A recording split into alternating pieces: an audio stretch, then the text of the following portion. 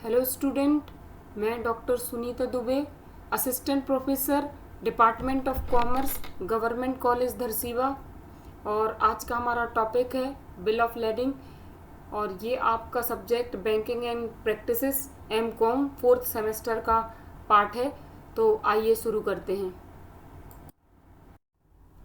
तो इस तरह से अगर हम देखें बिल ऑफ लैंडिंग के बारे में, तो जैसा कि मैंने आपको अपने पहले वाले वीडियो में लेटर ऑफ क्रेडिट की प्रोसेस में समझाया था कि एक बायर है जो कि भारत से बाहर कोई माल को खरीदना चाहता है, लेकिन चूंकि दोनों अननोन है, एक दूसरे को जानते नहीं हैं और ट्रस्ट नहीं है, इस वजह से एक तीसरी पार्टी यानी बैंक को इन्वॉल्व करते हैं।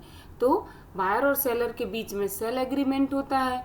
बायर जो है बैंक के थ्रू लेटर ऑफ क्रेडिट को जारी करता है और लेटर ऑफ क्रेडिट इशू करने के बाद जो है जो सेलर है वो उसको लेटर ऑफ क्रेडिट को वेरीफाई करके माल की जो है शिपिंग शुरू कर देता है। लेकिन माल की शिपिंग शुरू करने में कुछ डॉक्यूमेंट्स रिक्वायर्ड होते हैं, उनमें एक होता है बिल ऑफ लेडिंग। तो जैसा कि आप देख रहे हैं, the words bill of lading normally define a document evidencing the loading of goods on a ship, यानी एक इस तरह का प्रपत्र है जो कि यह एविडेंस के रूप में है कि माल जो है उस शिप में लोड हो गया है। अब ये जो है ये डॉक्यूमेंट जो है किसके बीच में साइन होता है? शिपर कौन है? ये देखिए, सेलर हो सकता है या सेलर का कोई एजेंट भी हो सकता है जिसको हम शिपिंग एजेंट कहते हैं। और एंड कैरियर, ये कौन है? कैरियर कौन है? ये यहाँ पर जो शिपिंग कंपनी है या ट्रांसपोर्टिंग कंपनी है वो शिपर या कैरियर हो सकती। तो ये जो डॉक्यूमेंट साइन होता है वो किसके बीच में होता है? शिपर और कैरियर के बीच में साइन होता है। और इसमें कार्गो की पूरी डिटेल होती है, टाइप क्या है, क्वांटिटी क्या है, डेस्टिनेशन ऑफ गुड्स क्या है, ये सारी चीज़ें इसमें शामिल होती हैं। तो जैसा कि आप देख रहे हैं कि जो सेलर या क्या शिपिंग एजेंट है यह इसको 2 कॉपियों में तैयार करता है पूरी डिटेल के साथ में। एक तो ओरिजिनल होता है जिसको कि इस ट्रांसपोर्टिंग कंपनी के बिहाफ में उसका कैप्टन साइन करके देता है, वह ओरिजिनल है। और इसी की एक कॉपी होती है जिसको हम सेकंड कॉपी या कहते हैं, ठीक है। तो ये ओरिजिनल कॉपी होती है, ये नेगोशिएबल होती है, ट्रांसफरेबल होती है, और ये जो है सिर्फ एक नॉन नेगोशिएबल होती है क्योंकि ये इसकी डुप्लीकेट कॉपी है। और अगर हम देखें तो 3 मेन फंक्शन क्या है इस डॉक्यूमेंट के रेडी करने के लिए। पहली चीज ये है कि receive that goods have been loaded, यह एक रसीद है जो कि कैप्टन ये रसीद को साइन करके दे देता है कि माल जो है लोड हो गया है। दूसरा ये एविडेंस है, किसके बीच में? इन दोनों के बीच में, शिपर और कैरियर के बीच में, कि ये प्रूफ की तरह है। और तीसरा है documents of title to the goods. Actual में क्या होता है कि जब ये ओरिजिनल कॉपी बायर के पास आती है तो यह इसको दिखा के जो है और माल की रिसीविंग ले सकता है।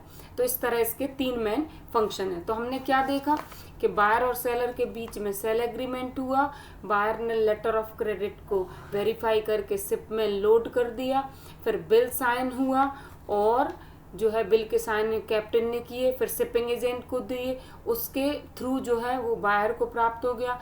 बायर ने जो शिपिंग एजेंट के थ्रू बिल ऑफ लैंडिंग को दिया और फिर यहाँ से पोर्ट से माल को इशू कर लिया। तो इस तरह से पूरी बिल ऑफ लैंडिंग की प्रोसेस को हमने समझा।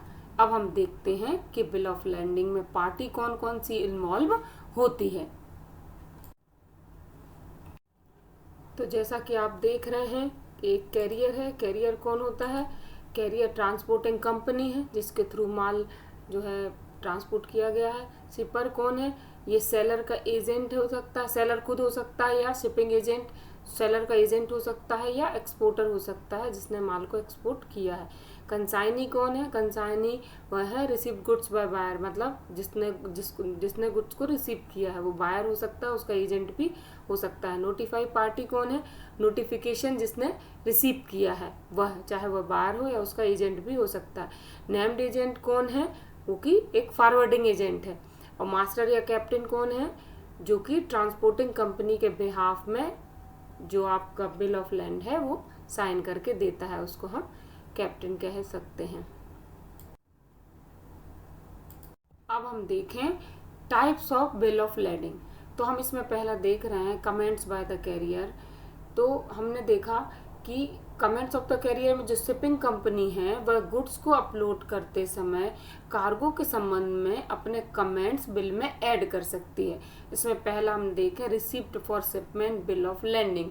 इसमें क्या होता है कि इसको कैरियर इंडोर्स करता है कि गुड्स जो हमने पोर्ट पर रिसीव किए हैं पर अभी लोड नहीं किए गए हैं, और जब गुड्स लोड हो जाते हैं तो shipped on the board bill of landing जारी होता है। अब क्लीन बिल ऑफ लैंडिंग क्या होता है कि जब अगर जो गुड्स हमने लोड किए हैं और जो हमको लिस्ट दी गई है वो डिस्क्रिप्शन में पूरी तरह से सही है, यानी सेम है, किसी प्रकार की कोई डिस्क्रिपेंसी नहीं है। लेकिन कॉस्ट बिल ऑफ लैंडिंग में क्या होता है कि जब मान लीजिए जो भी लोडिंग के लिए दिया गया है अगर उसमें किसी प्रकार की डिस्क्रिपेंसी आती है या कुछ डिफरेंस आता है तो एक क्लॉज के रूप में लिख दिया जाता है। जैसे मान लीजिए कि जो सामान दिया गया है उसमें कुछ खुला हुआ है या किसी और प्रकार से उसमें किसी प्रकार का कोई डैमेज है, तो जो कैरियर है वो उसमें इस तरह का कमेंट लिख देता है जिसको हम क्लॉज बिल ऑफ लैंडिंग कहते हैं। लेकिन क्या होता है कि क्लीन बिल ऑफ लैंडिंग से जो है कैशमेंट में आसानी हो जाती है, क्लॉज बिल ऑफ लैंडिंग में थोड़ा परेशानी हो सकती है बैंक के तरफ से। नेगोशिएबिलिटी के आधार पर अगर देखें तो नेगोशिएबल बिल ऑफ लैंडिंग क्या होता है, जिसको कि original bill that can be transfer of the third party by the consignee, मतलब अगर चाहें तो कंसाइनी इसको क्या कर सकता है, तीसरे किसी थर्ड पार्टी को ट्रांसफर भी या नेगोशिएट कर सकता है। और नॉन नेगोशिएबल ऑफ लैंडिंग क्या होती है कि जबकि that can not be transfer of third party, किसी तीसरी पार्टी को नहीं ट्रांसफर किया जा सकता, जो उसका ओरिजिनल कंसाइनी है या बायर है उसी को माल डिलीवर किया जाता है, तो इसको हम बोलते हैं non negotiable bill of landing. अब अगर हम देखें पेमेंट के आधार पर तो हम देख रहे हैं स्ट्रेट बिल ऑफ लैंडिंग। ये क्या होता है, यदि मान लीजिए कि जो सेलर है वो बायर से एडवांस में ही कैश रिसीव्ड कर लेता है थ्रू लेटर ऑफ क्रेडिट, तो इसको हम बोलते हैं स्ट्रेट बिल ऑफ लैंडिंग। अब चूंकि पेमेंट एडवांस में प्राप्त हो गया है तो गुड्स फाइनली बायर को ही रिसीव्ड होगा और इसको नेगोशिएट नहीं किया जा सकता। अब अगर हम सेकंड देखें ऑर्डर बिल, तो पेमेंट अगर पहले नहीं मिलती है और गुड्स पहले ही शिफ्ट हो जाते हैं तो इसको हम बोलते हैं, यानी पेमेंट जो है goods will shift before payment is received, यानी गुड्स को हम पहले शिफ्ट कर देते हैं और पेमेंट हमको बाद में रिसीव्ड होती है। तो ऐसी स्थिति में अगर बायर किसी प्रकार के बायर की डिफॉल्ट की स्थिति में जो है आपको ये गुड्स जो है किसी और थर्ड पार्टी को भी ट्रांसफर किए जा सकते हैं। अब अगर हम देखें बाय वॉइस, तो ट्रांसपोर्ट की तरह से देखें कि जब हम एक ही मोड ऑफ ट्रांसपोर्ट का यूज़ करते हैं तो इसको डायरेक्ट बिल ऑफ लैंडिंग बोलते हैं, और अगर हम एक से अधिक ट्रांसपोर्ट का यूज़ करते हैं जैसे सी के साथ लैंड भी, तो इसको हम मल्टी मोड ट्रांसपोर्ट कहते हैं। अब अगर हम ट्रांसपोर्ट मोड के हिसाब से देखें तो अगर हम लैंड टू लैंड का यूज़ करें, जैसे मुंबई से दिल्ली अगर ट्रांसफ़र करना है तो इसको हम इनलैंड बिल ऑफ लैंडिंग बोलेंगे। अगर हमें सी टू सी अगर ट्रांसपोर्ट करना है तो हम इसको port to port bill of landing बोलते हैं, और अगर मान लीजिए हम थ्रू एयर ट्रांसपोर्ट करते हैं तो हम इसको एयरवेज बिल ऑफ लैंडिंग कहते हैं। तो ये हमने देखा कि किस तरह से बिल ऑफ लैंडिंग के प्रकार थे, और मुझे आशा है कि आपको ज़रूर समझ आए होंगे। इस वीडियो में हमने आपको बिल ऑफ लैंडिंग क्या है, उसकी प्रोसेस क्या है और उसके प्रकार क्या हैं उनको समझाया, और मुझे आशा है कि आपको यह ज़रूर समझ आए होंगे। Thank you.